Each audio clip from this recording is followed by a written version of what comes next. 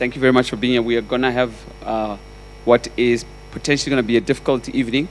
We are hoping that what will happen tonight, it will be the beginning of a process. And I'm going to ask Pastor Simon Lerofolo to come and open for us in prayer. Great. Good evening. Dumelang, Sanbonani. I'm going to try my best to get all the 11, but that's how far I can go. Goeienaand. As it's already said, my name is Simon Lerofolo. I'm one of the pastors here. We're very happy to be hosting this event in terms of using our venue. Though it is a TGIF event, it's not our event as in His People Church. We are committed to nation building. We are committed to having dialogues like this. In case you didn't know, we're going to be having a sermon series middle of November on too black enough and too white enough.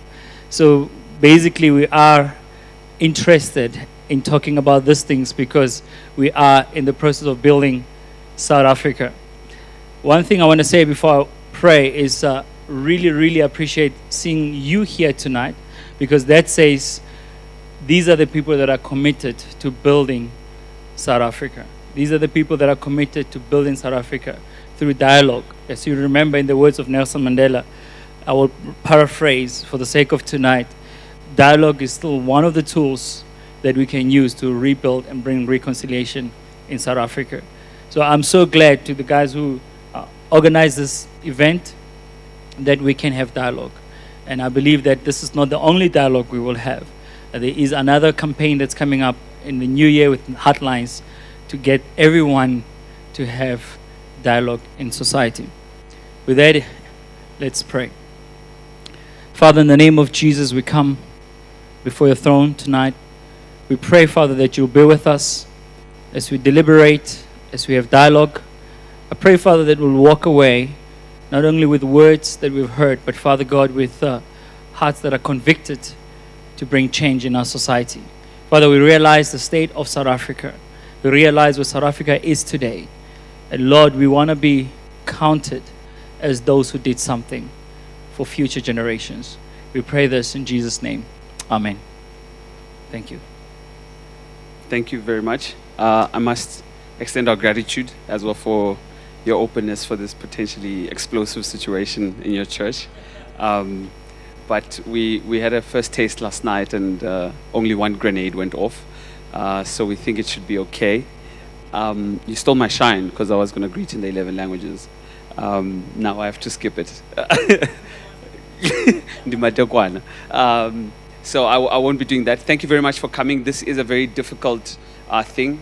We find that the conversations that happen tend to be in clusters of people who think they are the same, essentially. So black people speak to black people, white people speak to white people, and never the twine shall meet, whatever the right expression is. What we're trying to do essentially is to bridge that divide and come together. The genesis of tonight and last night and what will be the rest of the week, essentially. And Johanni Rasmus tells the story much better than I do. But Lorraine, who is Johan's girlfriend, and Fungai, who is my wife, thought they should put Johan and I on a blind date. And so they organized the breakfast at our house. And basically we started a conversation around what's the perspective that you hold as a black guy? What's the perspective that you hold as a white guy? Johan was so impressed because I could speak about rugby that he thought I should go and speak to his friends. And there was a third friend of mine there, Ungaba Malchas, who unfortunately is not here tonight. And he carried the rugby conversation, obviously. And so we thought, let's have Johan speak to some of my friends. Let's have me speak to some of Johan's friends. And what essentially happened is that it got out of hand. And now we kind of speak into rooms full of people who are not necessarily either my friend or Johan's friend. But the aim is to try and have honest perspectives around what your experience has been like as a black person, what your experience has been like as a white person. And be in a place where it's safe enough to know that the audience is going to listen and not attack. And so one of the key rules about tonight, for example, is that the questions that get asked are supposed to be clarifying questions. So it's not a question to try and defend your position or to try and explain your position. The question must simply say, I didn't understand X, Y, Z. What did you mean by this? And when I feel like, and I mean I, because I'm the supreme being right now, When I decide that you're not doing that, I'm going to ask you to not stop asking the question, and we're going to take it from there. So the way tonight is going to be structured, similar to the way we structured last night, is that we're going to have three speakers who are up front here, all three white, supposed to be speaking to an all-black audience. We do have some white friends in the audience, though, so I think they feel a little safer. They'll and just so you know, we've got a couple of guns around here if you get out of hand. I'm kidding. I'm going to introduce them now and say who they are. They'll come forward and they'll speak for about 10 minutes, which will give us a 30 minutes, which will lead us into a 30-minute point. At that point, they will then sit up here and have a conversation amongst themselves as the speakers and a facilitator who will be Johan. A facilitator who will come and speak to them, if not two, and they will have a conversation for 30 minutes. After that 30 minutes, we'll then open up the floor we'll open up to questions from the floor, and we'll take it from there. So the people who will be speaking tonight, in the order in which they'll be speaking in, it'll be Johan Kruger, and Johan Kruger is an advocate and is the director of the Center of Constitutional Rights. He holds an LLB and LLM from Northwest University, where he also read political studies and international relations. He was admitted as an advocate of the High Court of South Africa in 2001, and specializes in public international law, constitutional law, human rights law, and administrative law. Excuse me. Johan is a member of the South African Academy for Science and Arts, Suid-Afrikaanse Akademie van Wetenskap en Kunst, the South African branch of the International Law Association, SABILA, and the Cape Town Press Club, and he's an associate member of the Parliamentary Institute of South Africa. He'll be our first speaker, following Johan Kruger, and thank you very much for doing this for us. Following Johan will be Werner Human. I don't actually know how to say your surname. Okay. It will be Werner Human. Werner is a practicing attorney and partner at Hertespies Inc. in Pretoria, and also a legal representative of the civil rights group AfriForum. I said AfriForum. His practice falls mostly within the administrative and constitutional areas of law, and he has been the attorney of record for numerous public interest matters, including the Pretoria. I take that back. Werner completed his law degree as well as a master's degree in philosophy at Northwest University. He also serves as the executive committee of the Northwest University Convocation and is the chairperson of the youth wing and member of the executive management of the Vereniging van Rechtsleye vir Afrikaans, VFRA. And clearly that's a popular thing. An association which aims to advance and sustain the use of Afrikaans in the legal profession. Werner is married to Tarina Human, and they are proud parents of a baby boy born a little over a week ago. So we're really grateful that he's here. And then the third speaker will be Andre van Zyl, who's also up here. Andre van Zyl is a South African. I should read this the way it's written, it will be more funny. I am Andre van Zyl, and I'm South African by birth, by calling, by choice, and because the dust, the sunsets, and the people of this place are part of who I am. I have strong opinions about almost everything, but I have almost no internal need to share my opinions with the world. I am a questioning Christian who has a very firm faith that shapes my life and being every day. I am very happily married to Marianne, and we have the cutest 2-and-a-bit-year-old daughter.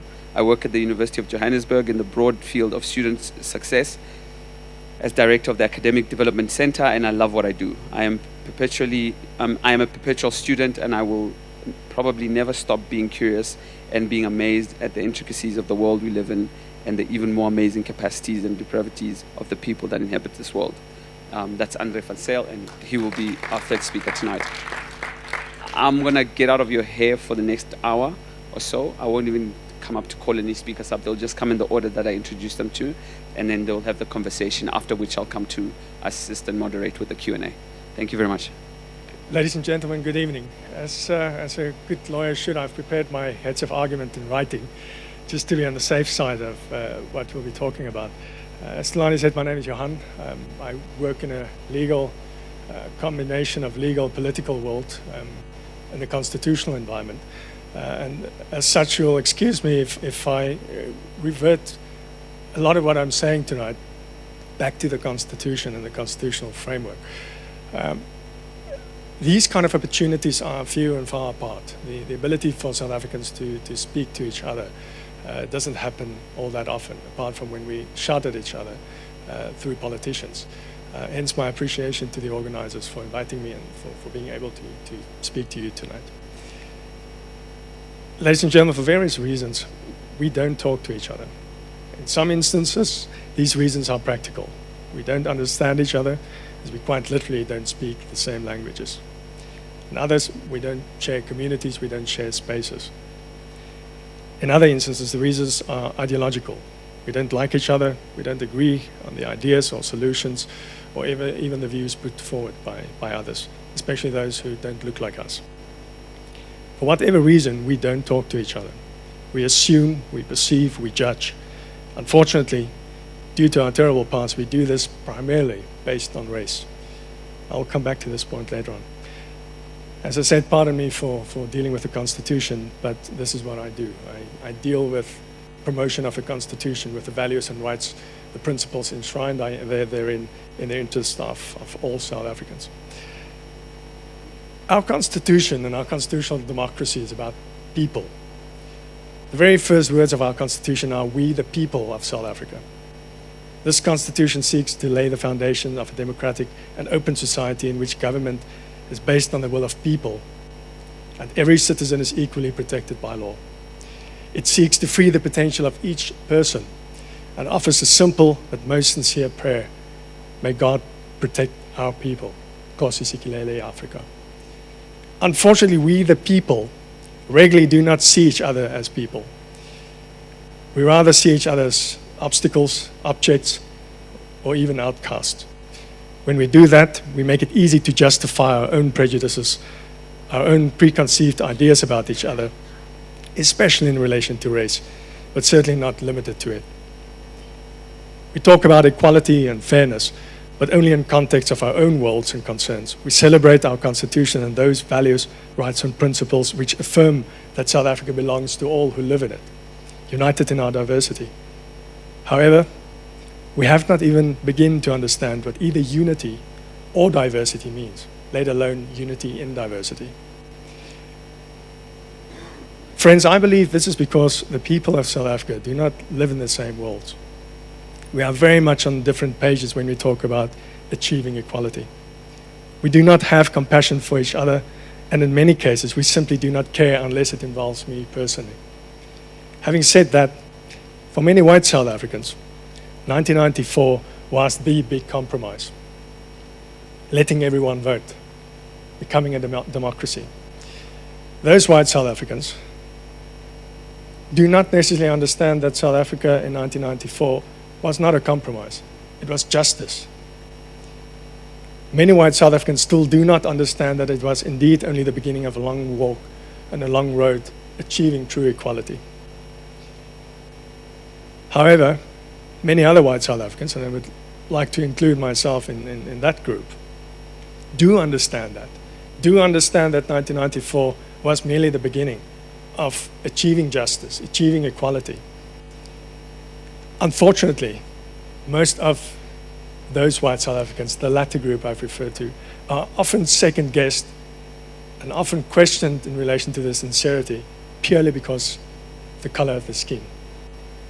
In turn, for many black South Africans, equality means only one thing: transformation, affirmative action, restorative justice, or at least that is the perception of many white South Africans. As such, many white South Africans fail to see the sincerity of a great number of black South Africans trying to foster social cohesion in the interest of everyone. Obviously, South Africa is still a hugely unequal society, even more so than in 1994.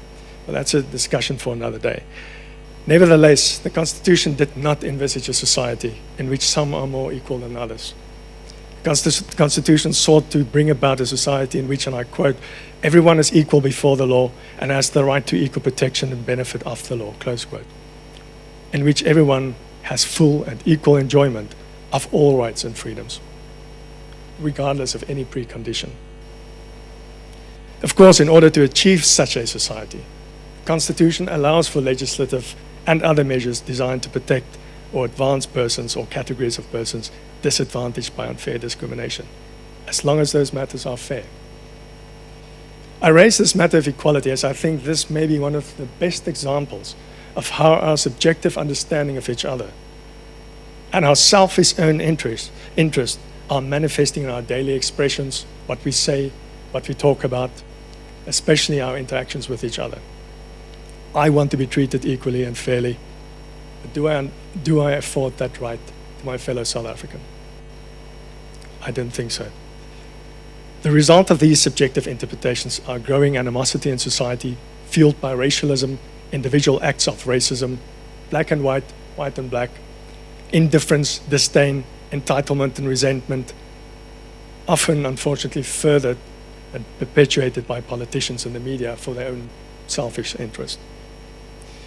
As a society, we have to deal with the things that are going wrong in our country, but we have to do so on the basis of mutual respect. And these are the two key words I'm going to leave you with tonight in relation to my few points. People, mutual respect. We do not need to agree with each other on how to solve the problems, to solve what is wrong. We do not need to agree on which people is the best or which political party is the best to solve it. That is exactly what the democracy is all about. However, we have to agree to disagree within a framework in which dignity triumphs, in which mutual respect has no preconditions.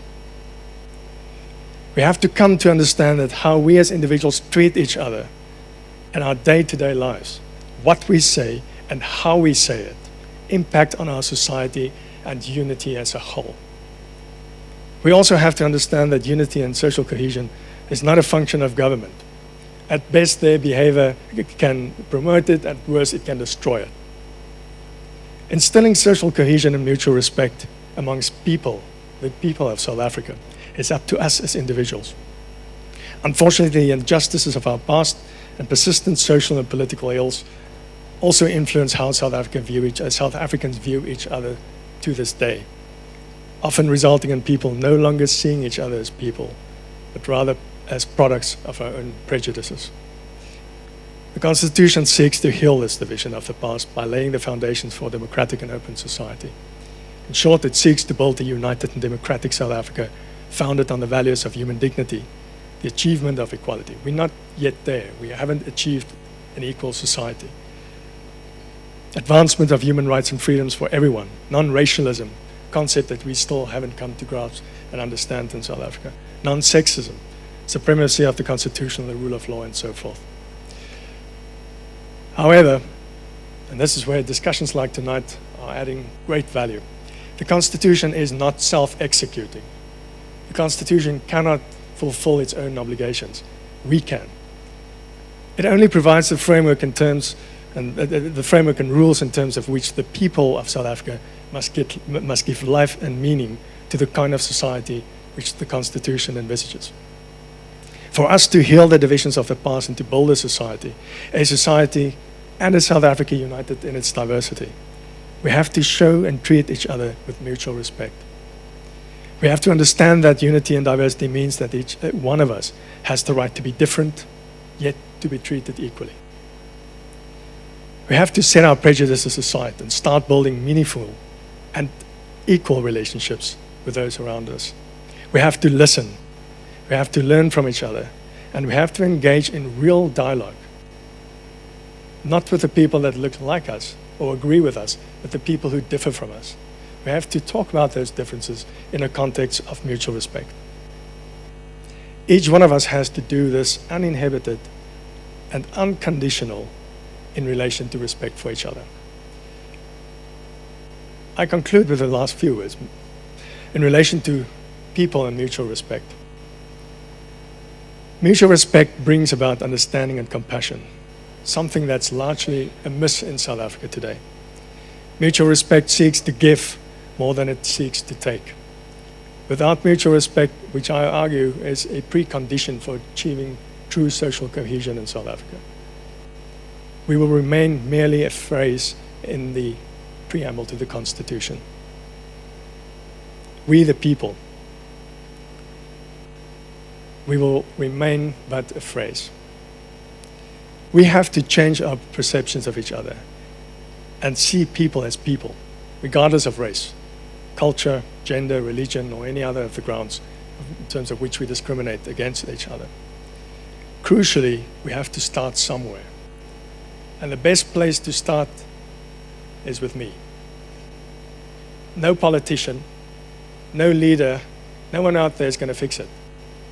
Unless I make the change in my own world, with who I interact on a daily basis, showing respect in context of the world that I want to see in this country, where we live together as South Africans, respecting each other, I have to start with it.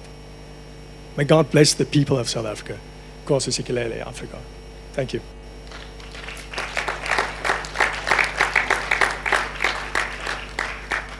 Good evening to all. Thank you all for coming tonight, and I understand, and I first want to thank Real Talk for initiating this discussion. I think it's a very necessary discussion to have a different perspective, and I was wondering how it came about that the Real Talk initiative came, and it's a very nice story, I must say, and it worked for you guys, and hopefully it will work for us as well. Tonight's topic, the first time I saw it, it is a black perspective and a white perspective. It's not a politically correct way in speaking. You agree in the society today. You've got a black perspective and a white perspective. We don't talk like that anymore. We are moving towards a sort of unity, diversity, accommodating, and here we are having discussions as if we are on opposing side. I first thought it was a black perspective versus a white perspective, and I saw it as two perspectives. But I will fully participate in this, and allow me to make just a few preliminary remarks, because tonight, it's necessary to qualify yourself and set your boundaries where you are. My name, as stated, is Werner Riemann. I'm an attorney in Pretoria. We mostly do AfriForum work, and we are legal representatives as well, where we represent AfriForum in different forums, in legal cases, in discussions like this, in radio station discussions like this as well. So it's mostly in the capacity as an attorney for AfriForum that I speak here tonight. That's what I understood to be the goal tonight. And as I said, tonight's theme is almost confrontational, but I want to assure you that I'm going to be honest and robust, but it's not in any way my intention to lift up some anger or to say something that's insensitive. So if there's something that you might think it's not the right place or not the right thing to say, I apologize, but I will do my best to give you a honest perspective, and that's what we are here for. We will get one perspective. So I have one perspective here. It's not going to be a balanced one. It's going to be one perspective, and I understand last night it was another perspective from a one-sided approach. We've said that we all know what the goal is for tonight, but my preliminary remarks is important. Organization as AfriForum, and me speaking here tonight as well, we are not representative of all white people in this country. We are not representative of all Afrikaners. Afrikaners are a very diverse group. If you look at history, from theologians to politicians, we've been all over the political spectrum, so it needs to be stated that I cannot speak on behalf of all Afrikaners. I cannot speak, and AfriForum as an organization, they cannot speak on behalf of all Afrikaners as well. They also have a limited membership group. And tonight's perspective, it is a perspective. It is not the perspective. It is a perspective I would put to you. That's also understand, but I can say with confidence, because it seems like I can't speak for anyone if I go on like this, but it's I would say that it's a substantial amount of people that hold this view. I'll give you tonight. It's enough to consider and take into consideration.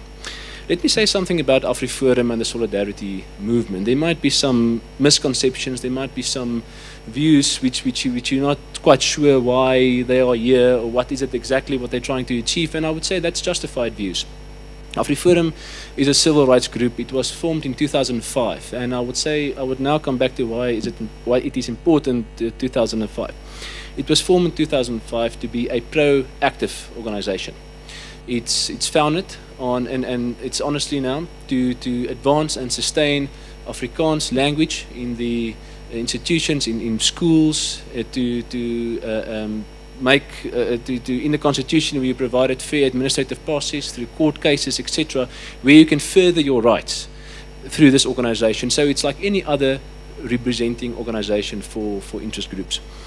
It's a positive group as well. It's an organization, they are not doomsayers. They are not people who are saying that we must go to, what's that place that a few years ago, the Spar, when something happens, we must all go to the Spar and go in holes. It's not like that. It's a positive organization. They believe we all must remain in South Africa. We must celebrate our diversity. We consist of many groups, and we must find our place here. And it's an important aspect to notice that Afriforum says the rights you have in terms of the Constitution, they are not for free, in the sense that when a certain right stands in the Constitution, you can just accept it for granted and it's there. If you feel strong about that right, you must mobilize, and you must organize, and you must fight for that right. Just like people who fight for fair wages, they organize and they will fight for the right. You get organizations like Equal Education, like Section 27, they will fight for that right in the Constitution. So Afriforum is nothing more than that. Then you have the Solidarity Movement. And the Solidarity Movement is a broad, umbrella-like organization, which encapsulates and consists of many little independent organizations. You get the Solidarity, which is the trade union, and that's for labor matters, etc. You get Helping Hands, which is mostly focused on issues of poverty and so. You get Academia, which is a new private institution, academic institution. You get Afriforum, of course, on the civil rights side. You get Kral Publishers, which publishes books on history, literature, all of that. You get Afribusiness. It's a commercial organization there to protect commercial interests. So what Afriforum is doing is they're looking at the Constitution, and they're saying, how can we further our rights to the Constitution? And that's by organizing people. And the way they do it is by giving, all the members give 10, 20 rand, 50 rand, and little money makes big money, and then you can make a real difference. So that's just a bit of a sketch of the background from where the movement is and how the movement functions. Now, if we look at our view of South Africa, and my view personally of South Africa as well, and as I said, we all may differ. My view of South Africa is that we are not made up of abstract individuals just swifting by and just floating by the country. We are made up of different communities with different interests, with different needs, with different perspectives. And in order to fully celebrate who we are as a country, we can safely say that we are a country with many perspectives, but still one country. It need not be the case that we have one perspective, one narrative, and therefore we achieve a status of one nation, one future, etc. You can be one whole nation, and you can accommodate different perspectives. And that's actually how I view our country ideally to be. What I am not in favor of is if there's a prevailing narrative and it's being imposed on different levels. That is where you will get conflict, and that's where we will get groups organizing and standing up for those rights. Now, the question that many people ask, and as I said, I'm standing here as a South African. I'm standing here as a white South African for purposes of tonight, for the theme, but I don't see myself as a race is not a test for my view. The test for my view is a language on which I'm very proud of, on a culture to which I'm very proud of, and I believe that there's a place for the culture and the language in South Africa. Now, what does Afrikaners want? What do Afrikaners want? Many people wonder this. What do you want in New South Africa? You read in the newspapers, you read in the radio station, the Afrikaners fight for monuments, they fight for language, and a lot of people wonder, what is it that they want? And I can say in one simple sentence, what is it that they want? Afrikaners, and that's the limited portion I'm referring to now, Afrikaners, what they want is a sustainable future for their language to survive. That's the most important thing. For the language to survive in a sustainable manner. That means that in 20 years, when my son, who's now 8 days old, that I can send him to an Afrikaans in a university, not exclusive Afrikaans, a university which presents Afrikaans, for example, as a language. I can visit the various cultural sites without having a question mark today on what are their future, what are their places. To say that we do have a history where we can be proud of, but with a big qualification that if you are in any sense rely on the past or anything, there must become a big qualification, and that is to acknowledge the wrongs of the past. And that's not even a question to debate or a question to even elaborate on further. If you want to be a South African, you need to acknowledge the wrongs of the past. But it does not mean that there's a stripe through everything else of your identity. So there's that very important balance, and I would like to emphasize that. So we want a sustainable future for Afrikaans language, first and foremost. And it's not a surface kind of theme here. If you say you want a sustainable Afrikaans language, let me give you a few examples. It's very difficult to, if you want to have Afrikaans and want to have it relevant, it needs to be talked at you've got two functions. You've got a high function of a language and a low function of the language. The low function of the language is me and my wife speaking in the kitchen, speaking in front of the television program, me and my friends socializing over weekend. That's the low function of the language. Then you get the high function of the language. That is where the language is in universities, spoken in universities, is taught at, it's instructed in schools, in business, etc. And that is where the Afrikaners really can feel at home, is when you know the language will remain relevant in the future. And that's actually what we want. Now, let's come to the perspective. Can I just see how am I with time? Sorry, I'm afraid I'm too quick. I'm not too quick. Let me get to the perspective that we have. There's three ways which I view to give you what the perspective is that we have tonight. The first thing is, in order for us to understand where we are today, we will need to go back 20, 25 years where we negotiated for the Constitution. At that negotiation, it was, of course, as all know, a very sensitive time, a very crucial time, and a defining time in our history. But what is important after the 1994 negotiation? What's important, for the first time, you have one document, the Constitution, which encapsulates and involves all South Africans, which it never was been. Now you have to accommodate different groups, different communities, different interests, different viewpoints, everything in one document, and that would be the roadmap for us all going forward. So naturally, you will have expectations. When you look at the negotiation side, let's say on the ANC side, they had certain very strong points they wanted to further. If you look at the more conservative side, they had also strong points they wanted to further. They wanted to have a sort of power sharing model where Afrikaners can still have a sort of a share of the power, because if we are let loose for the majority, we will be oppressed, and tomorrow we will die. Everybody, there were those fears, and they didn't succeed there. But you have a constitution. For example, I've written it down. You've got the section 6, which speaks about languages, 11 official languages. That's so special. Not a lot of countries can say that. I mean, Namibia, for example, it's got a very rich Afrikaans language culture in Namibia, and Afrikaans is not even an official language of Namibia. You've got 11 languages. The state is required to uphold and advance all those languages. We've got section 3031, which speaks to cultural rights, language rights. We've got section 185, which is a commission for cultural religious rights. We've got all these things, all these expectations. And I think that what happened is we all had expectations that it will flourish in the new South Africa, and it has not. For Afrikaans-speaking people, it seems like we are, in a large sense, that there's a sort of animosity towards Afrikaans. I'll give you two examples quickly. I do a lot of work with universities. I've also litigated against universities. And I would like to give you two perspectives, just to illustrate my point. The first one is at the University of Stellenbosch. You've got a province, which is mostly Afrikaans-speaking province, and you've got 3 universities. 2 of the universities is fully English, and then you've got Stellenbosch, which is slowly phasing Afrikaans out. Last year is the first time the percentage tipped in favor of English in spite of Afrikaans. Now, just to show some of the double standards, there was a tweet made by Mr. Piet Leroux. He's a council member of the University of Stellenbosch, and he tweeted the following. He said, Minister Nzimande and Transformania won't win. Join Afrikaans alumni.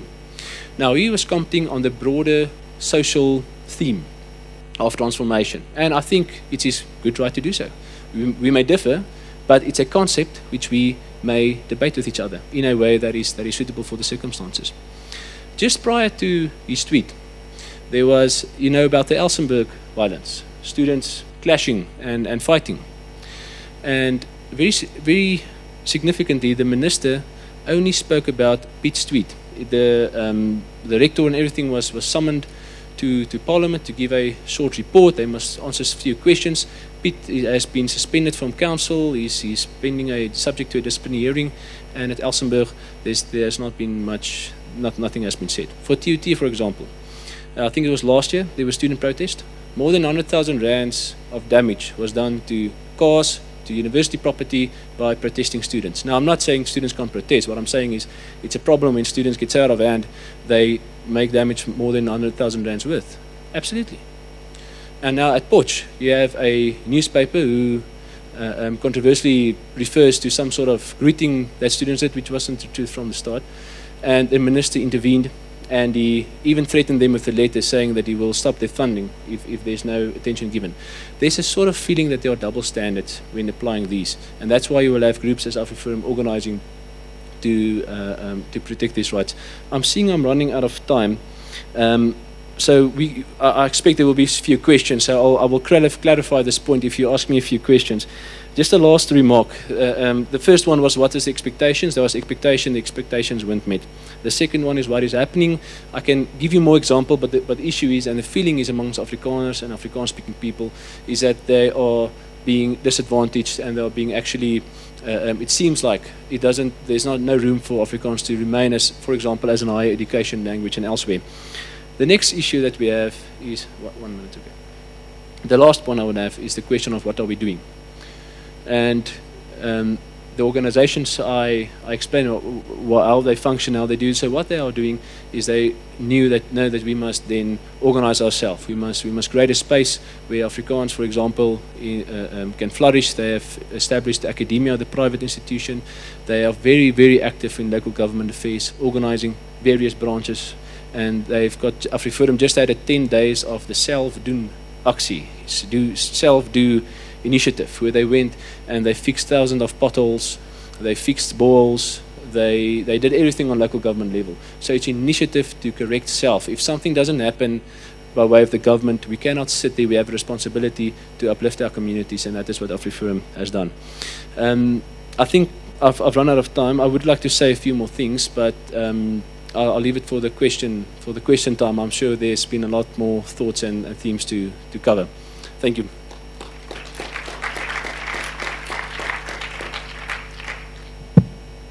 Right, good evening, everybody. I am unique in the three speakers in that I am not a lawyer of any sorts. I am a teacher, which means I could keep you busy the whole night. Hopefully you're ready for that, and I'm going to be asking questions, especially the people sitting in the back row. And secondly, I don't represent anybody except myself. As you heard, I work at the University of Johannesburg. I definitely don't represent them here tonight. I am here in my private capacity. And actually, this is not something I envisioned myself doing ever. I'm not interested in politics, to be honest. And in a few minutes, I'll explain why I'm here. I basically have 5 parts to what I want to say. Now, most good sermons have 3 parts, I hope. But us as teachers need 5 because we usually have more to say. I'll start by just doing a bit of an introduction. And after that, I've got a few background comments that I want to make to this whole conversation. And then I've got a few things to say about being an Afrikaner, which I apparently am, whatever that may mean. And then I've got a few things I want to ask you about the way forward. I've got a few thoughts on the way forward, and then I want to just close what I've got to say. Now, I want to make it very clear that I am not speaking for anybody except myself. I did have a really good chat with my wife last night, and I think I might be speaking for her too, to some degree. And my daughter, that's 2, will support me, I can assure you.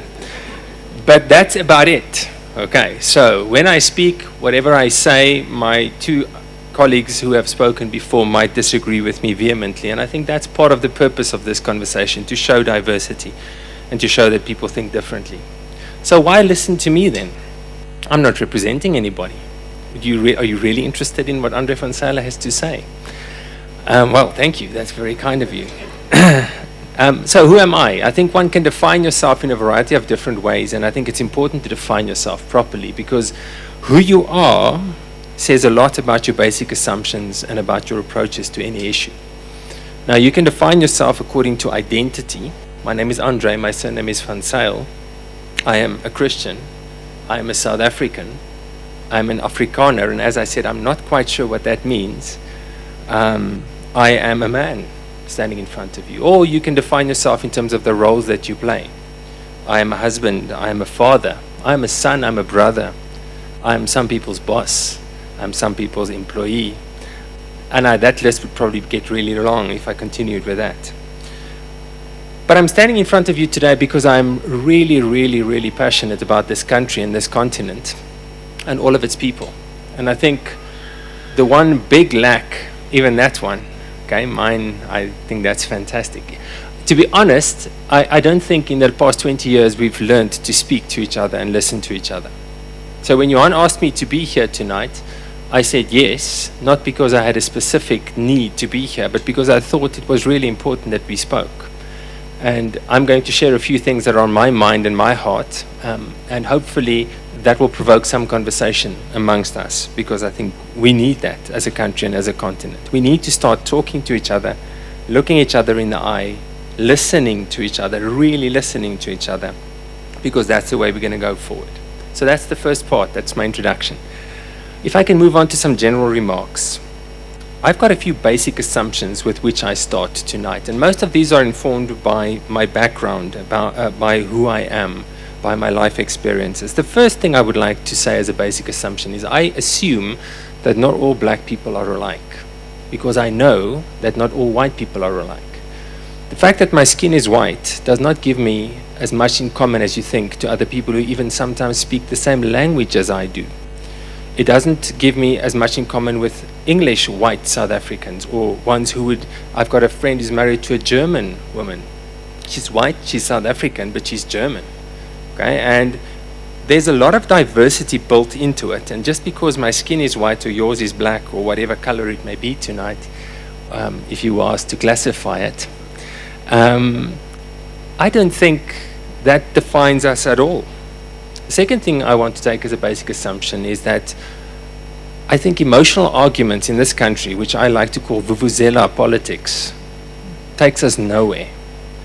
Okay? It doesn't give us any progress. It's really nice, it's really loud, but it doesn't move us forward. And it happens on all sides. The next thing I would want to ask us as South Africans, and including me, in Afrikaans we've got this saying that if you're a sensitive person, that you have long toes. Okay? It's easy to step on your toes, in other words. Okay? They stick out far in front of you. I can say stuff and you're very sensitive. I think we need to all learn to not have long toes. We need to stop being as sensitive as we are. And we need to be able to listen to each other so that we can actually listen to each other. And then I think we need to get over the thing that complex problems have simple solutions.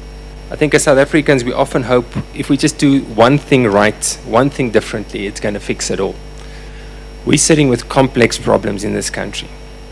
I often, for myself, thought up the analogy of a cancer patient who had a really serious tumor, and who then had a big operation that for us happened in 1994. Now that patient is in the ICU.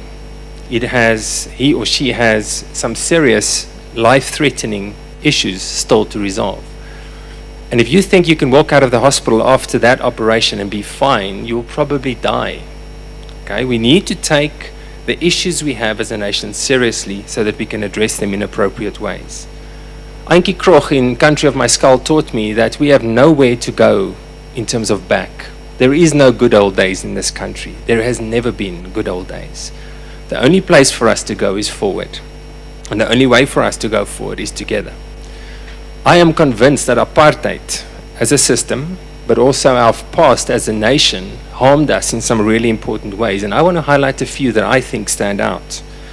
First thing I would want to mention is that we don't share a moral compass. As a matter of fact, we sometimes don't have a moral compass at all as a nation.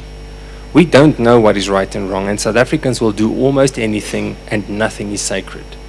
That is not a good way to go. And as a nation, we need to figure out what is right and wrong and what we will do and will not do and what it means to be South African. The second harm it did us as a nation, in my view, is that it shallowed our public discourse. If you were too much of a thinker in the past, it got you into trouble, probably into prison. And our public discourse is really poor and really not very thoughtful, in my view. And we need to change that. We need to talk, and we need to talk sensibly and test ideas. Next, I don't think we know each other at all, and therefore we misunderstand each other as different South Africans quite often and quite easily. I also think we have a lot of unresolved hurt and anger in our nation, and that sits on all sides. And that unresolved anger and hurt often underlies a lot of what happens and goes wrong in our country. And then to a larger or lesser degree, every single South African is racialized in our thinking. We think in racial terms. It is so deep that we often don't even realize it. Okay, and I think we're going to have to face the fact that we are so racialized, and we're going to have to get ways of getting over that. And we're going to have to leave a bit of space for each other, because all of us are like that. And then lastly, I honestly think we don't really value ourselves as a nation or our diversity. I think we've got a low self-esteem as South Africans. And that often shows itself in arrogance, strangely enough, paradoxically. We shout louder, we do stuff more in a more exuberant way because we don't really believe that we are valuable and that we are as good as we think we are. Those are my general framing comments. I've got 6 minutes left, so I'm well underway, but I'm going to have to move along, so let me do that. I want to say a few things about being an Afrikaner. I'm an Afrikaner, apparently. And you'll see in a minute why I say apparently. I'm white, I'm a South African, and I'm Afrikaans. Now, I want to tell you a few things about Afrikaners from my perspective. But before I do that, I want to ask you to indulge me for a moment. I've got something to say about Jesus, and I'm not going to take in collection, and I'm not going to preach, so you can relax. But I have to say it because I identified myself as a Christian in the beginning. As a follower of Jesus, I would like to take one of the principles that he showed us so clearly, and I want to ask you to do that tonight. No matter what else you think of Jesus Christ, you will have to agree that he was an amazing person when he worked with other people. He withstood power and manipulation. He gave love to those who needed it, but they deserved it the least. He regularly saw right through people. He didn't look at the surface. He looked underneath the surface, and he saw what really made people tick and made them do certain things. Now, if I were to ask you, what have you got to say about Afrikaners tonight? What words come up in your mind? And I'm not going to ask you to respond because I only have 4.5 minutes left. But please quickly get a few words in your mind. Marianne and I thought of a few. In South African context, Afrikaners are often rich. They're often absent at any public event. You won't see them at any national event ever. Okay? They're very religious. They're critical. They're arrogant, seemingly. They are often racist or experienced as racist. They love cricket and rugby, but not always soccer enough. After 2010, I think that's improved. They love a braai. Okay? Now, I've just chosen a few things, and I'm very happy to be Afrikaans and to be recognized as an Afrikaner. But let me give you a few words about Afrikaners and Afrikaans that you might not know as well. And these are my own thoughts, and my two friends might disagree with some or all of what I'm going to say now. First thing you need to realize is that Afrikaners are newly rich. 100 years ago in this country, Afrikaans people were just through a war, the South African war. Their farms were burnt. They had nothing. Now, they stepped on a few people to get where they are today. But you know, newly rich people have specifically bad habits. And you'll notice many of those under Afrikaans people still. Okay? Because we're not used to money. We don't have old money, often. Afrikaners are selectively bred. But we are selectively bred to be hardy, contrary, and difficult. That's who we are. My ancestors came to this country from about 350 years ago to the last one came about 80 years ago. And if I can tell you about some of them, some came because of religious persecution in Europe. Some came for the adventure. My mother's father, my last ancestor who came to this country, came from the Netherlands just after the First World War in about 1919. And he came because there was no future for him in the Netherlands. He could not see a future. So he came to South Africa because there might be a future for him here. He was so poor when he arrived that when he got on the train from Cape Town to Pretoria area to try and find work, he saw somebody eating a tomato, and he had not seen a tomato in his life. He saw that red fruit and he thought, wow. And he asked, could I have one? And the guy gave him one. And it tasted so frank that he never ate tomatoes again for the rest of his life. The poor guy. Okay. We are all mixed race in that sense. There is no such thing as a pure Afrikaner. What would that even mean? I've got French, English, Dutch, and a few other bloods in me that I probably don't even know of. Okay. We are South African to a core. You cannot be an Afrikaner anywhere else. If you don't live in South Africa, you cannot be an Afrikaner. There is no second generation Afrikaner outside of this country. Okay? We are South African to the core.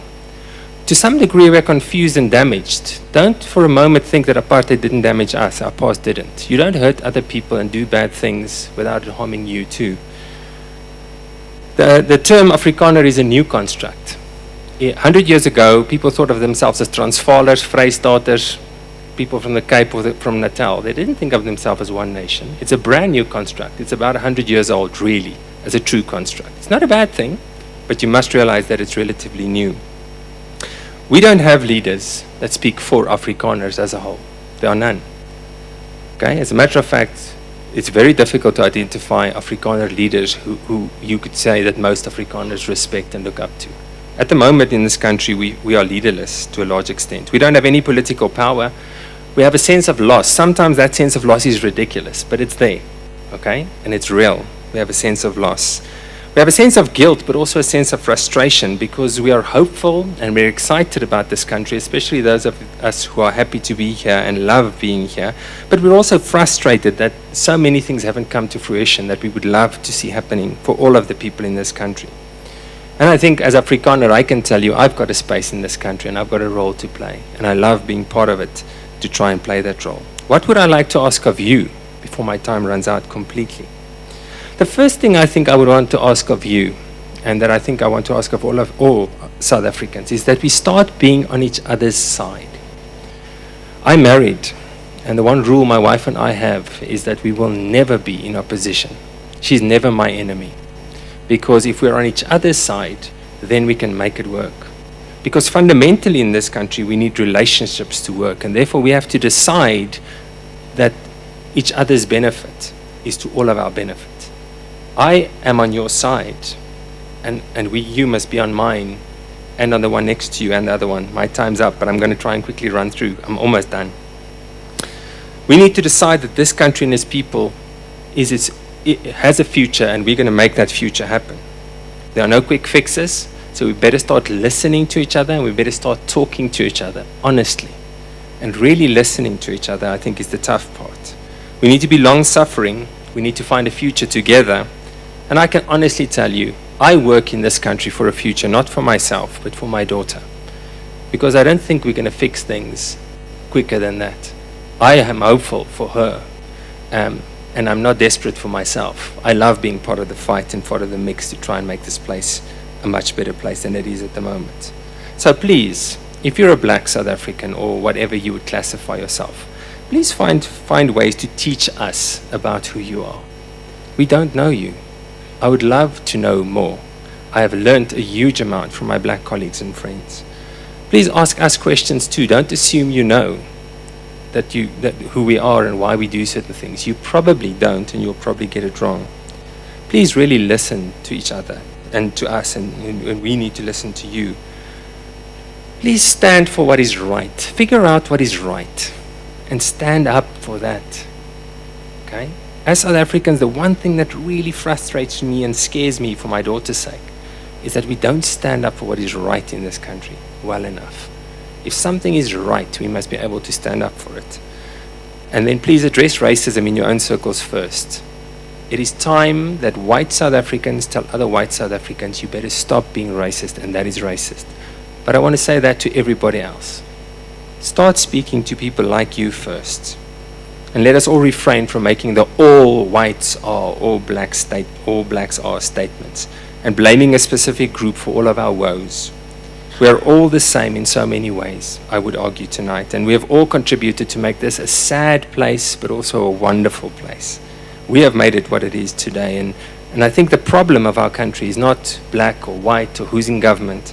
I think Alexander Solzhenitsyn summed it up beautifully when he said, and this was his own experience in the Russian situation in Russia, gradually it was disclosed to me that the line separating good and evil passes not through states, not between classes, nor between political parties either. And for our purposes tonight, you can add, or through race. but right through every human heart and through all human hearts. This line shifts inside us. It oscillates with the years, and even within hearts overwhelmed by evil, one small bridgehead of good is retained. And even in the best of all hearts, there remains an unuprooted small corner of evil. He continues to say the problem isn't solved by us getting rid of somebody. If it were only so simple, he says. If only there were evil people somewhere insidiously committing evil deeds, and it were necessary only to separate them from the rest of us and destroy them. But the line dividing good and evil cuts through the heart of every human being. And who is willing to destroy a piece of his own heart?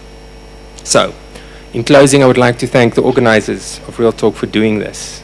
For those working behind the scenes and in front, I really value this, and I hope this is going to be something that grows. Thank you all for listening to me, and I look forward to chatting to you further. And I think I really want to say, as fellow South Africans, let's take this opportunity, not just the Real Talk one, but this, where we are now in our country, and let's move this country forward. I've used a lot of words tonight, and when you speak about important things, I can honestly tell you, I'm standing here thinking, what did I say anything sensible that's even going to make a difference? Because when you speak about important things, then the weakness of words becomes so apparent. Then it becomes so apparent that you can't really say anything, and the more words you use, the more apparent that weakness becomes. So let me learn from my 2-year-old daughter. And somebody else used the same phrase, but she has now gotten to the point where she can actually say the first line of the national anthem. I wish I could play it to you tonight. I'd be a proud dad. But let me end with what she would say, and that is Nkosi Sikelele Africa. Thank you.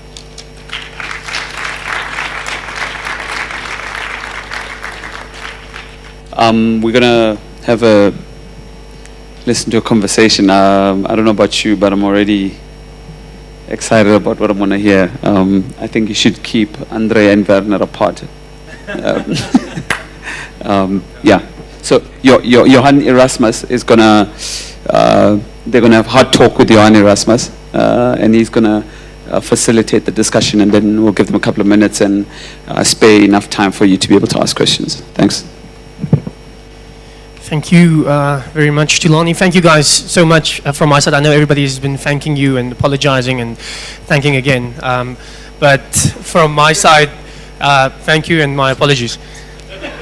Last night we had this experiment with Itai talking to the black panel, and it was kind of cool because it was a bunch of white people looking in on a black conversation.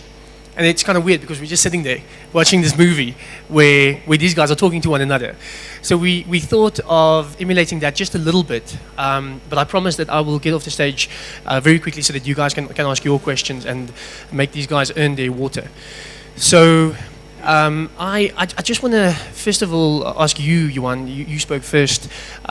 You started off by saying that in 1994 it wasn't a compromise, it was justice. But you also mentioned that it was only the beginning.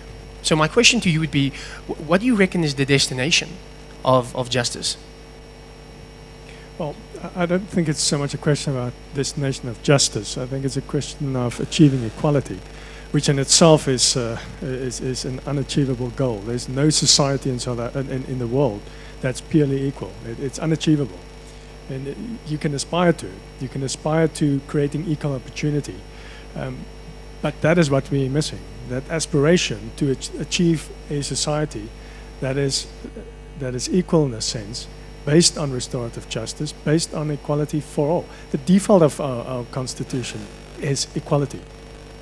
There's certain mechanisms to create that equality, but the default is equality, and we tend to miss that sometimes.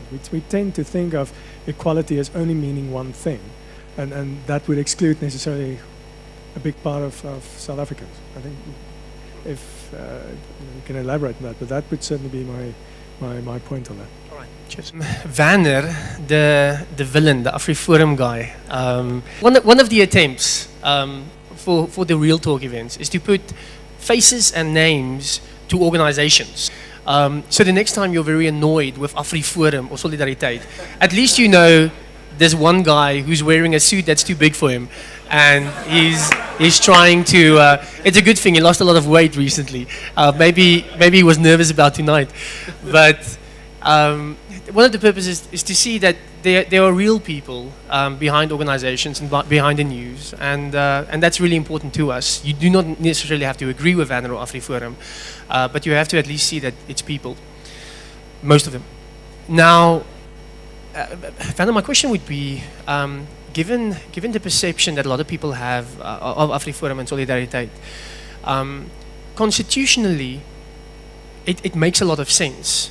But I've heard smart people say once that it's not only about the letter of the law, but the heart of the law as well. And both of you guys were continuously referring to the Constitution.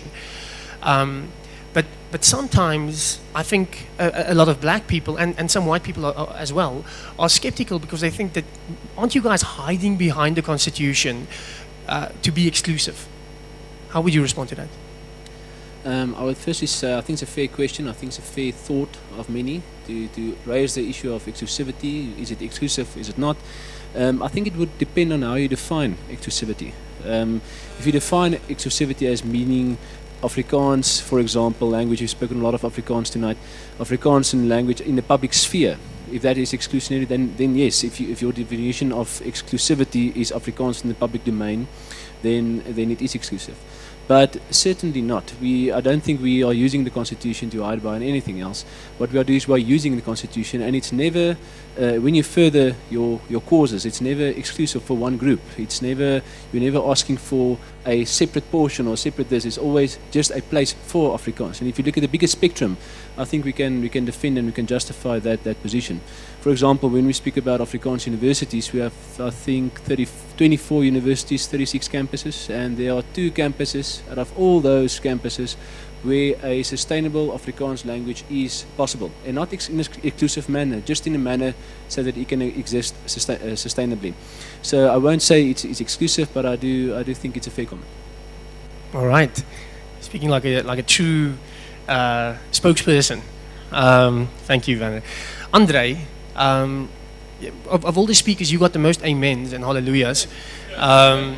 So It's a charismatic church, after all. yeah. So you're a little bit boring, to be honest. But one of the things you mentioned is a little bit about the Afrikaans history, and one of the purposes here is to help these guys, and we apologize for the fact that you have to listen to us, understand us a little bit better. And you said something about the Afrikaans history that I think is very relevant to South Africa, and that is the fact that the Afrikaans people, when they started out, felt very inferior about themselves towards the other white English people. You guys would acknowledge this. It was called kitchen Dutch. Afrikaans people were considered not to be very hygienic. I'm not sure whether that's changed, but that was the view, at least.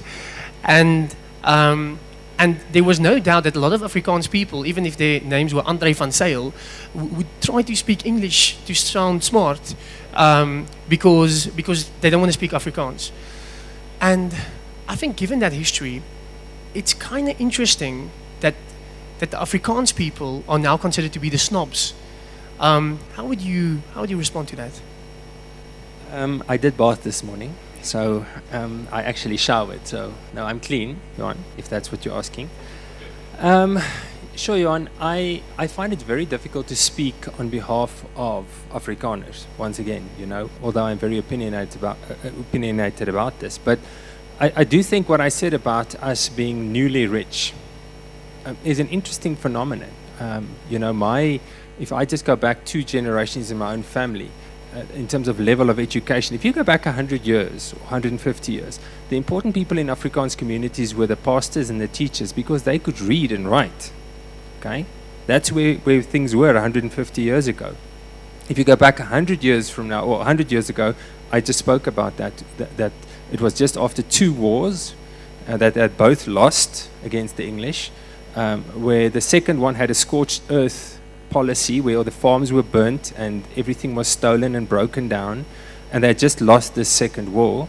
And one of the things I really appreciate is if you go to the Apartheid Museum, if you haven't been to the Apartheid Museum, you should go, because you can see the fairness of the museum is in the build-up to that. That a group of people, if you press them hard enough, you push them together, which is a good thing in many senses, but you also push them towards protecting themselves and pulling themselves in a specific direction. So Afrikaners did become the snobs, but even amongst Afrikaners, if you go to Bloemfontein, now you can't find a much more Afrikaans city than that. They will tell you exactly where the dividing line is between the classy people and this side of the tracks.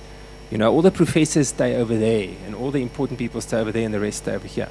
So, I don't know if I'm answering your question at all, but I think there are historical roots to why this is so. And to be honest, I think with many people, no, I don't know if I should say that. But I think with many people, it actually speaks to a lack of real identity. It's a way of making themselves be somebody really important. Yeah, that's just my opinion.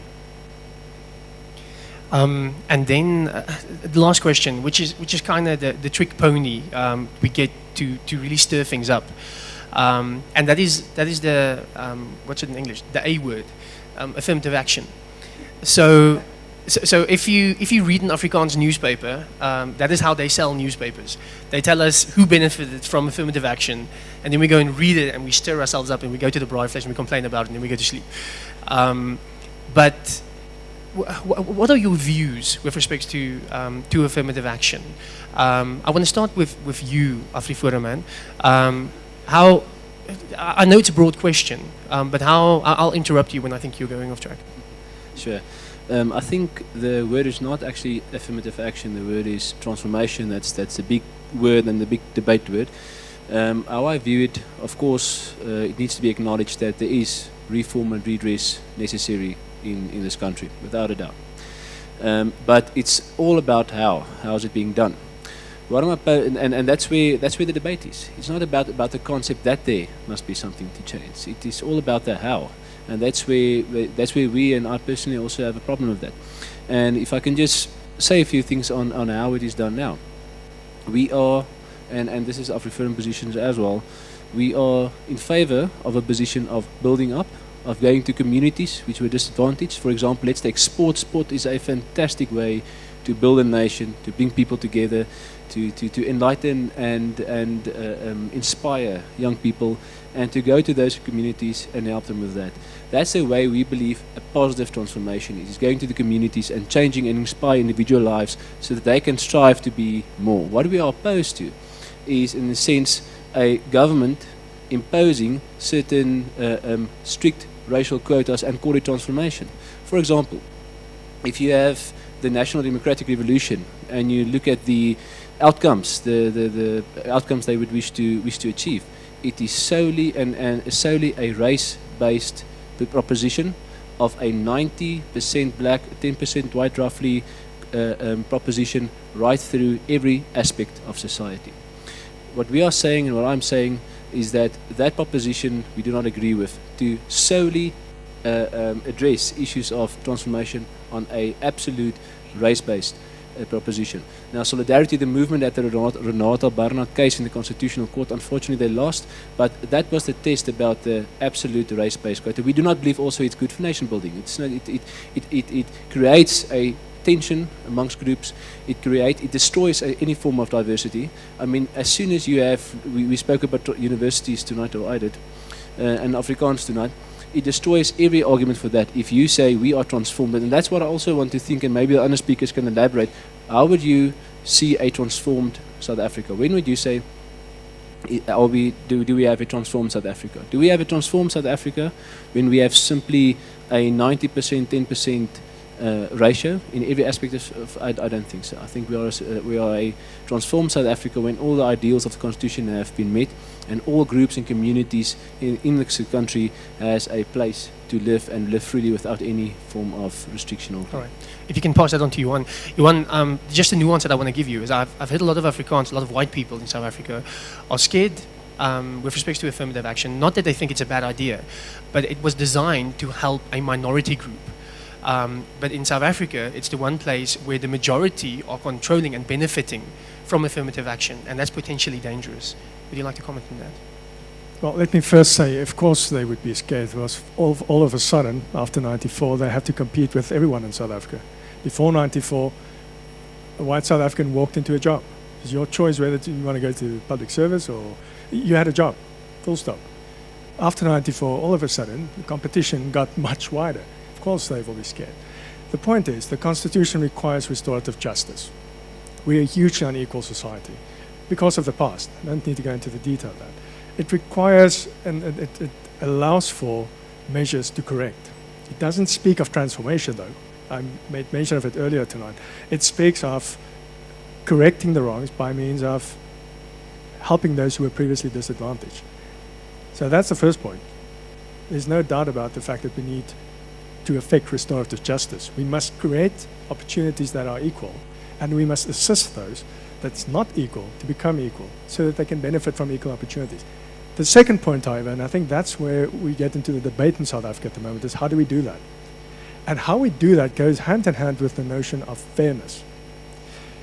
And for argument's sake, if you have to look at Patrice Motsepe's kids today, would you deem them disadvantaged? If you look at Cyril Ramaphosa's kids today, do you deem them disadvantaged? How do they compete with the kid in the shack in Khayelitsha, in Gugulethu, in Diepsloot? After 20 years, we have a realm where the question of fairness and who is disadvantaged is completely different than we've had 20, 25 years ago. It's a debate we need to have again, and determining how do we diminish class division? How do we diminish those that after 20 years still live in a shack? How do we create an opportunity for them to become equal? I would argue that the policies in place at the moment has benefited a very small minority of the majority, whether through black economic empowerment, whether through affirmative action or other race-based policy transformation action plans. We haven't achieved what was set out to achieve. We have to have that conversation again and determine whether we're still using the right strategies. That we have to have a strategy to effect proper restorative justice is no choice. That's no question. We don't have to have that discussion. That's a constitutional requirement. How we do that is I think, what we need to sit down again. Andre, we're running out of time, so I'm not going to ask you that question because you're probably just going to quote the Bible or something. So I'm going to hand over to Tulani to field some questions.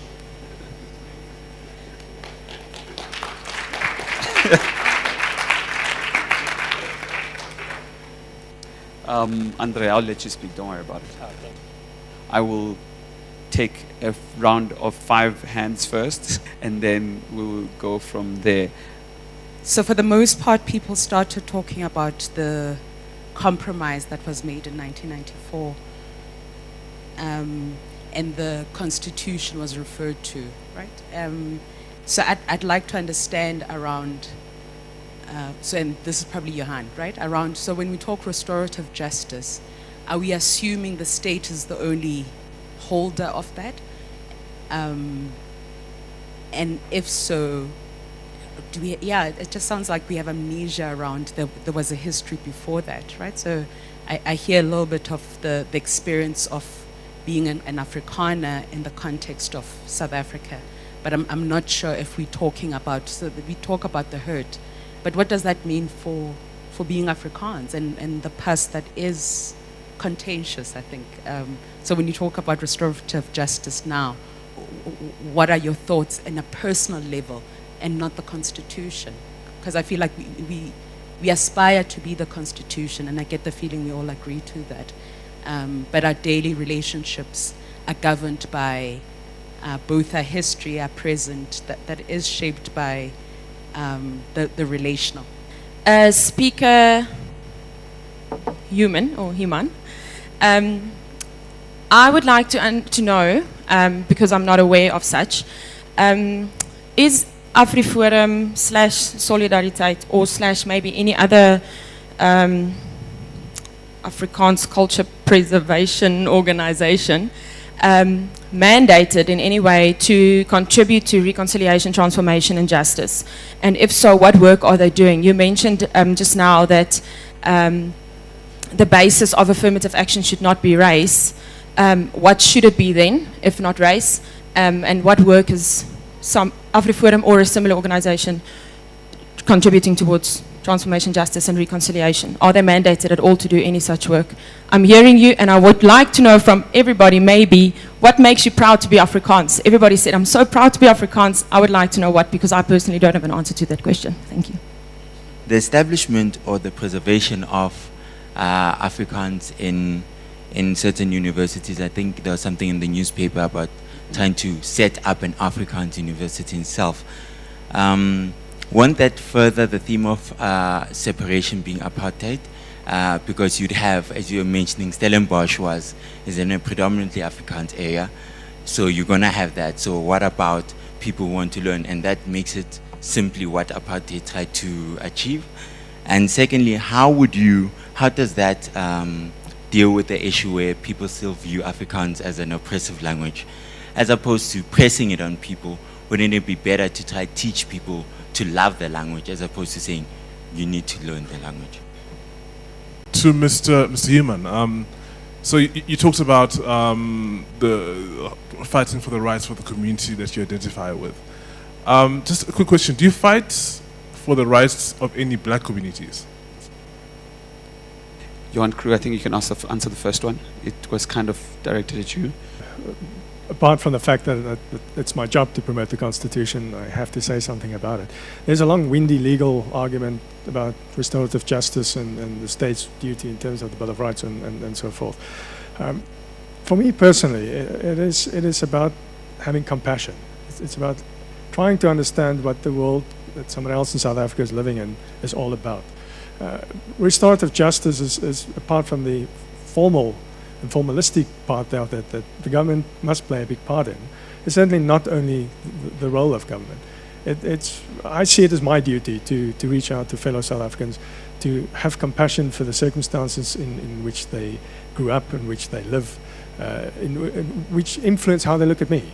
I mean, I have to think about the way I think about other people in order to understand how subjective I am when I look at this audience, or when I look at my neighbor, when I look at a colleague. I see it as my duty, and I think in that sense, restorative justice becomes sometimes for me the understanding to stand back and let somebody else have the chance. And I value that. I mean, that's not all white South Africans may think alike, but that's my view. That's my personal view. It's my view that I embrace the need to come to terms with what a truly equalitarian society should look like. And that, yes, that would mean, given the circumstances in our history, I sometimes have to take that step back, and I'm willing to do that. Thank you. Your question was, just to summarize, what does AfriForum do for transformation and examples of that? And I think it also ties in with the last question, so I can maybe answer it simultaneously. And you also asked why Afrikaans, why would you be proud to be Afrikaans? Am I correct? I think transformation, when one looks at it, we shouldn't look at transformation as meaning that there's only one stakeholder that should be let's say a furthering transformation, something like that, like government. But government does have a big role and responsive role. Government, they are mandated by the very constitution we all quoted numerous times here. And they've made some progress, but as I stated, our view also on transformation is not that race shouldn't play a factor, but what I said, that race shouldn't be the absolute race. It shouldn't be the only test. There's a difference. I'm not saying race shouldn't be a factor. I said you shouldn't use a strict absolute race criteria or percentage to advance transformation. What is AfriForum doing? Well, the way to answer the question would be to ask what is the mandate of AfriForum. And as it is made clear tonight, the mandate of AfriForum, they are a civil rights, it's an NPC, it's a non-profit, there's a non-profit company with certain aims and goals which it wishes to achieve, and it is to further, it's firstly to fight for the communities which they live in. Now AfriForum's got more than 130 active branches, and they deal with a lot of local government matters there. And that's a way of transforming, in the sense that you are bettering communities, you're trying to create opportunities for the citizens and residents of the communities. And you would find in the communities that people much more want to invest and spend time with people in the broader part of the community because it's more closer to them. So the mandate of AfriForum is to hold the government accountable, It's to be able and be able to take in strong viewpoints and strong argument. So it fulfills a greater role than that transformation. And it's, for the most part, and I'm honest here, it's a reactionary organization. So you have rights which we wish to protect and rights which we think we ought to and we are able to protect, and you have organized around that. So it's not an organization, for example, like I forgot the name now, they've done many court cases, but Equal Education or Section 27, where their mandate is to further transformation in different views. So it shouldn't be the case that if your mandate and your constitution doesn't say we are transforming to a certain position, that therefore you are against it, or you are trying to preserve a race or something like that. So that's not the way it should be. So I hope it answers your question. Is with regards to what's the mandate, and I think we do have all a responsibility to further it, but it's not the central theme of AfriForum. It's just like if you have a pool club and you ask them to incorporate a sort of ideal, or which is just not part of the constitution, but you can't lay it at their doorstep and say therefore you are anti that and anti that. Does it answer your question? You're welcome to ask. And the other one, why Afrikaans? Sorry. Why I'm proud for Afrikaans? Well, I think Afrikaans is a language. It's a magnificent language outcome. As Andre explained, we are a group that came from French Huguenots, from Germans, from Dutch, everywhere, and we have settled here not because we were bored at Europe. There were fights and wars going on in Europe, and that was the time of that was the way of that time. And we established and we had a language which we fought for. We were able to translate the Bible from different languages to Afrikaans for the first time. Afrikaans is a language, first time 1925. And I must say, it forms part of my identity, and I feel like I belong to the community I do when I can interact and exchange and be in Afrikaans. But as I said, it doesn't feel... Many people do not share the same significance and have the same feeling, but for a substantial portion we do. And to be able just to speak it and be in a community of Afrikaners and associate with Afrikaners and speaking Afrikaans, that's meaningful to us, and that's why it's important, worth fighting for. You haven't said anything about the universities. Let me just say one thing about that, and then I want to say one thing about why I like being in Afrikaans. I just want to say that I am of the view that all public universities, for practical reasons, should be English. That's my personal view. And there could be some Afrikaans in between, but Afrikaans used a huge amount of public resources and a huge amount of time to build up Afrikaans as an academic language, and that's a really good thing. It shouldn't be lost. So I'm very much for the right of Afrikaners to make a privately funded Afrikaans university. In other words, to continue the good work of having Afrikaans as an academic language. A huge amount has been spent. That shouldn't be lost. That would be a mistake. And a private university, I think, always reserves the right. In places like the States, you have got all-women universities. I don't know why you'd want to go to one of those, but there are all-women universities. And then there are all-guy universities, and there are religious universities of specific groups. I don't think there's a problem for me in that. But my personal view is that all public universities are funded by tax money, almost totally. 66% of their funding comes from tax money. And my view is they should be English for practical reasons. I would prefer that there be other languages developed too, but it's just too expensive for our nation. We can't do it at the moment. So maybe in 150 years, our kids, grandkids might do that. In terms of being Afrikaans, I just want to say I wouldn't have been an African if I weren't Afrikaans. I love being an African. So I'm very proud to be Afrikaans. You can be an English African, I guess, but it's much more difficult. Because as President Zuma mentioned the other day, Afrikaans is a truly African language. Okay? That makes me an African, although my skin might be white. I love the music. Not all of it. Some of it's horrible, but some of it's quite good. Okay, and there's been an explosion of art and creativity amongst Afrikaans people since '94. I think our hardiness and our commitment to this country, and even although we've been difficult and stubborn in certain ways, the contributions we've made to this country in the past 20 years and before are real contributions. And yes, there were mistakes, but I mean, to discount the good things because we made mistakes would be a bigger mistake. Okay, so yeah, that's my answer. I just want to make a point about Afrikaans, and it relates to universities as well to a certain extent. I think the question about why being proud, or why am I proud being Afrikaans? I would share a view, I think, with Andre, that I'm proud of being a South African. I'm proud of being an African. Afrikaans is just the way through which I express that proudness being a South African. Afrikaans doesn't define who I am. And I spent a big part of my youth and most part of my career abroad. I've worked across this continent in, I think, 43 of the 53 nations. I relate with the continent in a different way. I don't relate with the Huguenots or the settlers or whoever came to South Africa at that point in time. I'm succinctly proud being Afrikaans speaking and the way that I express myself in such a community. But I think one mistake that we make in South Africa quite often is that Afrikaans is not a homogeneous group. I mean, very few people know, apart from the fact that Afrikaans is statistically the third biggest language in South Africa, it's spoken 60% by coloureds and black South Africans. Only 40%, it's a stat. Go and look at Stats essays, it's the last census. Only 40% of Afrikaans speaking people in South Africa are white. 60% are coloured and black. Mother tongue speakers. I'm not even talking about second and third languages.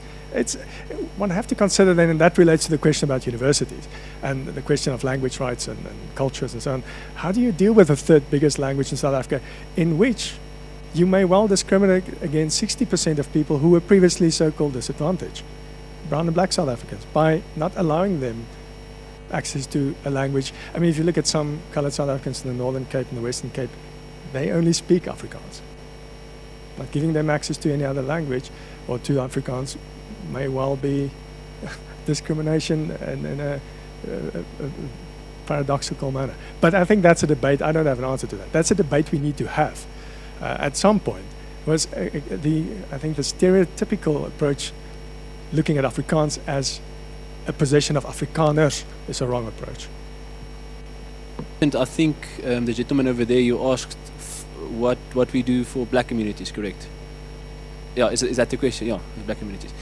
What AfriForum does, they fight for not specifically communities in defining them as white or black. What they do is they fight for their members. So how it works is you apply at AfriForum and you establish a branch. Now we have a few branches where there are black chairpersons because they were simply getting sick and tired of local government not performing, and they call us up and they say it looks like we are active, because what we do, if there's a pipe broken, we go fix it, and we then issue a summons against to the municipality and say we want that money back because we had to do your job. And we help where we can. For example, I did an eviction application for the Walmanstal Community Property Association. It's in northern part of Pretoria. They were historically disadvantaged. The apartheid government moved them to Soshanguve, and they had very deep historical roots at that specific piece of land. They applied for it at government. They eventually got it, and there's a list of beneficiaries which they are entitled to it, and they will receive ultimately a title deed. And what happened then is there was a surge of illegal occupants over there, and we have consulted the community, and we said we cherish property rights. We've done so on many forums. We've said that property rights is one of the important rights of the Constitution for various reasons, and because of that we will assist them. And we have assisted them in court action application since 2012, and we've evicted I don't know how many illegal occupants. So the race is not a test for this. The test is, if you're a member, remember we had a congress not too long ago, and they were black chairpersons, and they were very, very happy with them. And so it's not, the race is not a test. If you're a member and you're willing to be active and you're willing to participate in the branch, you will feel very at home. Thanks. I have a question for Andre. You, in your initial remarks, mentioned a sense of loss, and I'm quite interested to hear more about what you feel that sense of loss relates to, and how you feel people are grappling or not grappling with it. Andre, you mentioned that Afrikaners are new rich. Do you have any advice for the even newer rich black South Africans? Johan, you mentioned equality. One question. Okay, never mind. As a goal, as a starting point, or as an ultimate starting point? I rise because I'm not content with the way that restorative justice has been addressed tonight. So Johan mentioned compassion, which angered me a little bit, and also pointed to the Constitution, which I don't really understand. What I want to ask is, the elephant in the room is that the farmlands in South Africa are still in majority white hands, and we know that they were unjustly gained for the most part. The mines, it's the same story. So my question to you is, how do you want to address that? 'Cause restitution to me means restoring something that was stolen to its rightful owner. So how do you propose that that which was stolen is restored to the rightful owners? I think my question is to Johan. You mentioned a comment about Patrice Motsepe's kids. So I would like to know, generally, as a white perspective, do white people perceive black people who, say, live in Sandton and you drive a Mercedes-Benz as not being disadvantaged anymore? This question is to all three of you, but specifically to Werner. What about Afrikaans culture needs to be defended? In other words, what do you feel is at risk in Afrikaans culture that needs to be guarded and protected, that it doesn't have rights already? Or in simpler terms, what evidence is there to suggest that Afrikaans culture, morals, wealth, or whatever it is actually under attack and needs representation? This one is directed at Andre. You spoke about the need for us to to realize that we're on the same side. What can you do? What can you show a black person like me in South Africa that you are on my side? When everything in white South Africa has informed me that I am other and all things wrong, especially without an owning up of what whiteness did and said to me at a most fundamental level. Thank you. Just about the sense of loss, I'm going to try and keep it short because otherwise we're going to be busy very long. Look, in my experience, if the first time you get something, you quite surprised, whatever it is, anything new. Somebody makes you breakfast in bed. The first time you think, wow, that was nice. The second time you still think, but a little bit less, wow, that was nice-ish. The third time you say, oh yes, breakfast in bed. And after about the fifth time you say, excuse me, where's breakfast in bed? Okay. So what happened to Afrikaans people is that we got used to certain things, having certain rights, having, I would argue, an artificially created South Africa that worked in a certain way. We were in power. We were able to steer the political processes in this country directly through voting. I voted in one white-only election, and that was a yes-no vote. That was my only one, but that's what Afrikaners had.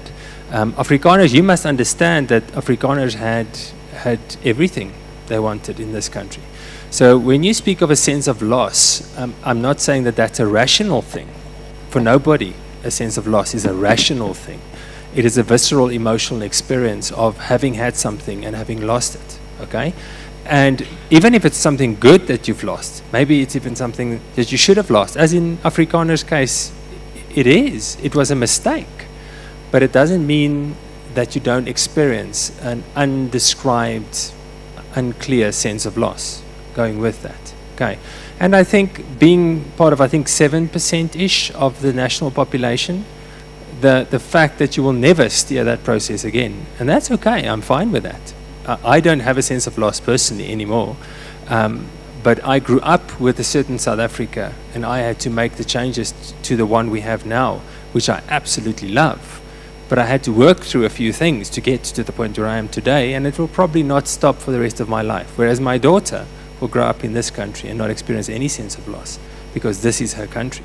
Okay, so I think there's a lot more to be said about that, but let me just stop there. Thanks. I think on the first question in relation to equality and whether it's a starting point or a goal, I think it's both. Positive equality is a starting point. The Constitution affords us the right to be equal before the law and to equal protection by the law. That's a right. Nobody can take it away from you. That's an inherent right enshrined in the Bill of Rights. That's a starting point. The goal, however, is substantive equality, and that's what to do with that right. It's transforming that right into the ability to be truly equal, the ability to truly have substantive equal opportunity. And that's a goal we need to aspire to. We're not there, and I'm not sure in any country whether you'll ever get there. As I said earlier, there's no such thing as a truly equal society. It's an aspiration and it's a goal, but we have to keep on aspiring. That's the crucial bit. And on the question of land, and I mean, obviously that is a highly emotive matter in South Africa at the moment. I can simply say that I mean, the Constitution provides for a framework that was based on a political settlement. There was a reason why 1913 was set as a particular cut-off date. That was a compromise. No negotiation is ever a win for any one side. It was a compromise achieved by all or virtually all of the political parties involved in the negotiations. My view at the moment is that restorative justice must be effected in context of the Constitution. I kept on referring to it because that's the only framework that we have in terms of which we have to live. We have no choice. That is the perimeter in terms of which we must live our personal lives, live our organizational lives, live our politics, live whatever we do. That is the guiding framework for South Africa. We have to effect land reform in context of Section 25 in its totality, not bits and pieces of Section 25. You have to read it holistically and apply that. We are far cry away from having it resolved from an administrative point, which is dismal. I mean, looking at the number of land claims being resolved, but also I think from point of true will. That's a point that I think we'll keep on discussing and debating as long as we talk about it and not shout at each other about it. I think the last question, if I remember correctly, was about my comment on Patrice Motsepe and on disadvantage or not. I think that is exactly the crucial point that we have to discuss in context of transforming a nation. Of course, I can't speak, and with the question is whether I think all white people think so. I don't know. I can't speak on behalf of all white people. I dare not. What is crucial is that we start asking the question of what does disadvantage mean today? And I revert back to my point on equality. There's a positive legal framework in terms of which people are benefiting. Discrimination is prohibited. Equality is promoted. The achievement of that framework is a different matter. So in between the legal framework allowing for equality and negating a disadvantaged position, we have to consider subjectively. We can't make a holistic assessment. Subjectively, case by case, have we achieved advancement in a particular case? And it may then well be that somebody living in Sandton earning a 7-digit salary is no longer disadvantaged, protected by a legal framework, a constitutional framework, being where he or she is or achieved what he or she has achieved. But I think that is the point. We have to reconsider that. Because we have to discuss what that means to be disadvantaged today. Can you compare somebody living in Sandton flying the high life with somebody living in Gugulethu with no running water and electricity? I leave that with the audience. I think there's two questions. I think that question was directed to me as well, the question of the restorative justice. And I would just like to add a bit. I agree with most of what you once said, just that you said that the issue is that the pace of transformation is too slow, and you pose the answer to be nationalism. I would say my response there to would be my objection to what you've said was, or the question you posed, the answer you posed, nationalism is a ideological viewpoint, not a moral one, and that's why I feel comfortable to differ with you on that. I think I'm a free market guy in the sense that I believe that a country's economy does best when there's competition, when in most countries where there's been a socialistic or a form of economic policy which is very, very much government control, the economic growth is very low, and the unemployment rate can spiral out of control. But that's just a comment on the issue, on the norm of nationalism. I think I differ with respect with your comment that most farmlands are in white hands, creating the picture that we just sit there with the land and doesn't want to share anything. You know, most of the farmers doing the land claims are very cooperative. They already started their farm workers. I'm not saying there are examples to the contrary, but enough people have transformed in their own farm, given portions of land to their workers, giving them a piece of land of their own to develop their own. So the property owner in this country, which is the largest property owner in this country, is government. It's not white people, it is government. And the land claims process has failed convincingly. I think in Free State it's like almost a 90% statistic of farms which fail. So you have productive farmlands, and then the farmer just getting land. And I've got very much sympathy for the farmer that gets this land because he hasn't learned the necessary skill to farm correctly on the land. And what happens is that the land just remains empty and it's starting being rented out. And I think if we are really serious, we would invest more in skill and to utilize the available land and know that when a new farmer comes, then that process will be there. So I do not agree with nationalism, but I understand your viewpoint. The next one was regards to the Afrikaans culture and what is really at risk. I tried to address that in the beginning to say what is it what we want, and I try to explain it in a sentence saying we want a sustainable future in the sense that Afrikaans remains essentially in the public sphere as well. I differ with you a bit on the issue of public education and Afrikaans and other languages as well. But what is at risk is that will when it plays out, that will be diminished completely. We are already in a process, and you ask about evidence as well.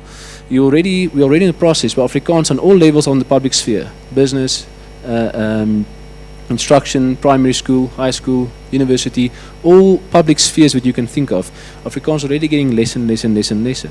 So the issue then is the answer then that Afrikaans should become a privatized language, only available in privatized institutions, or does it have a space in the public space? I would argue it does have a place in the public space. So what's at risk if it's away?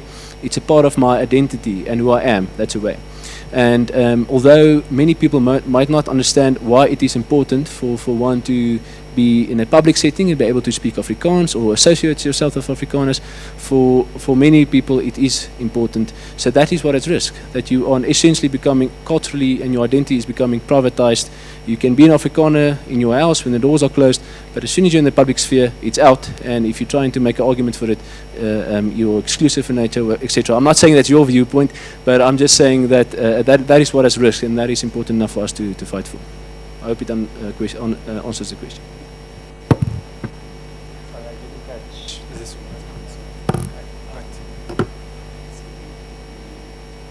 I got the question, I think, but please read it again. Okay. Right, it's about us being on each other's side. I got that part of the question, sorry, I didn't catch your name properly, but Sandile. Okay, Sandile, I must say, to me, that's the toughest question of the night. I think the fact that I'm sitting here tonight from a personal level, I don't have any vested interest in being here except being South African and having a chance to speak to some people who are not from the same racial group, how ridiculous term that even is. That I could be at home with my 2-year-old and my wife. And this is a way of stretching out my hand and saying, let's talk. You know, I want to understand on a personal level first. Let's just talk about this on a personal level. I would love to understand what you've experienced and where you've been. And I can honestly tell you, anybody who's been harmed by anybody else, you cannot be fixed, in inverted commas, it cannot be fixed from the outside. It has to be fixed from the inside to a large extent, and that could be something we do together. But there is no way in which I I am powerless to fix that, except to stick out my hand and say, let's talk, let's spend time together, let's eat together, let's listen to each other. On a societal level, I think we're going to have to, as a society, figure out what is it going to take for black people, very general terms, excuse it, but that's the only terms we can talk in, who have been hurt by what has happened in the past, which is most. What is it going to take for us to redevelop an element of trust and an element of being on each other's side and on the same side? What is it going to take? And that's not something I can answer as a white person. I can't. I don't know.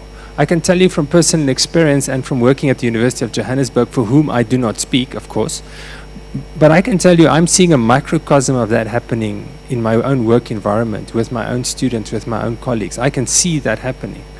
Conversations taking place in a Soweto street with somebody who's 61, who experienced apartheid's hard, real bite, the real bad parts of what happened in this country, and having an amazing conversation where she was able to tell me so many things that opened my heart and my mind. I was willing to listen, and I still am. I would love to. But I think it's going to have to happen at a personal level for it to happen at a societal level. But we also need to know, as white people, and I can't speak for white people, but I'm going to make this statement, so forgive me. But as white people, we need to know what we need to do. What is it that's going to show you that we're on your side? Because to say to me, what am I going to do? It's like love languages, if you know the idea. You can try and show somebody else you care in the way that you know best. But if they don't experience that as caring, it's going to mean absolutely nothing. Okay? And even if some of those words that you have to tell us are hard to hear and difficult to implement, at least then we know what's supposed to be happening here. Okay? Because honestly, I think many white people don't have a clue. What are we supposed to do? What exactly will help? I can't become black. I'm not going to immigrate. So we need to find something else, you know? It's like being married. It's like being married. My wife and I have a rule, and that is that we're on each other's side. And that means when we argue, when we have a problem, when there's an issue, the one thing that is not even an option is the door. So let's sit together and talk until it's resolved. And that's what I would love to do. I'm obviously one person. I can only speak to so many people. But I think that's what we all need to do. So there's my sermon for the night. I'll take up collection afterwards.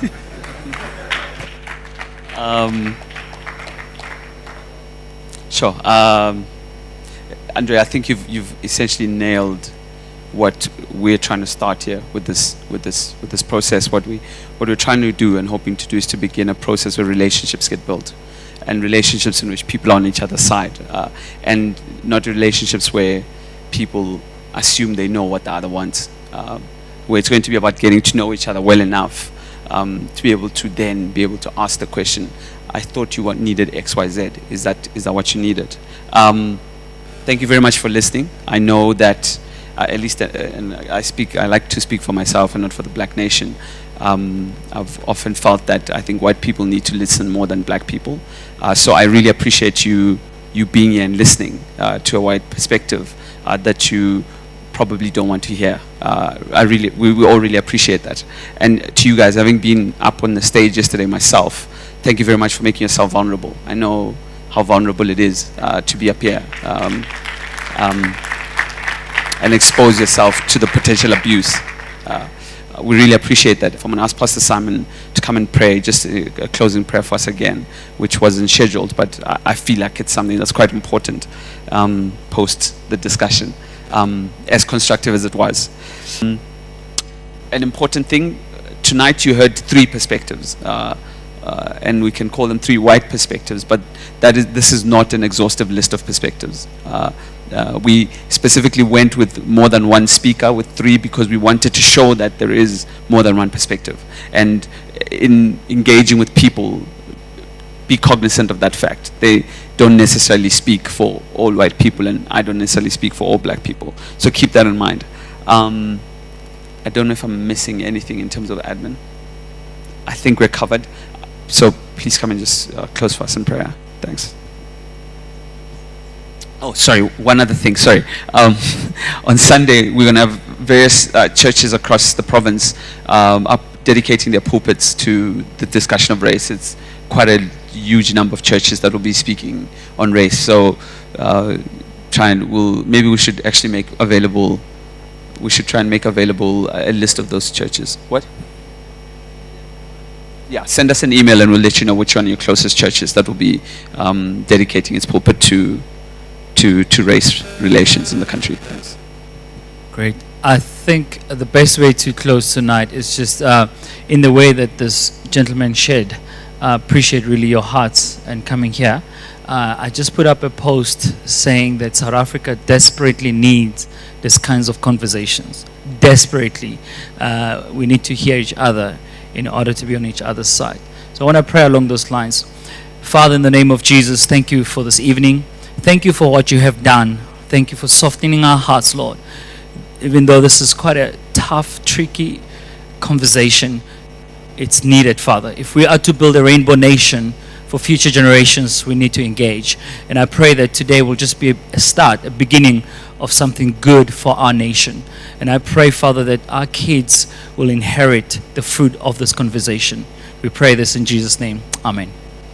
Before you go. Also, I just want to extend a great gratitude from our side for Pastor Simon and Siasanga at the back there. I've been a terrible person administratively, and they've been gracious enough to handle all my many balls that we dropped, and for making your church available. We really appreciate it very much. Yeah. I just wanted to say, even though tonight was blacks only, our church is not only for black people. Thanks, Derek, for the security, and Derek's not black. Thank you very much.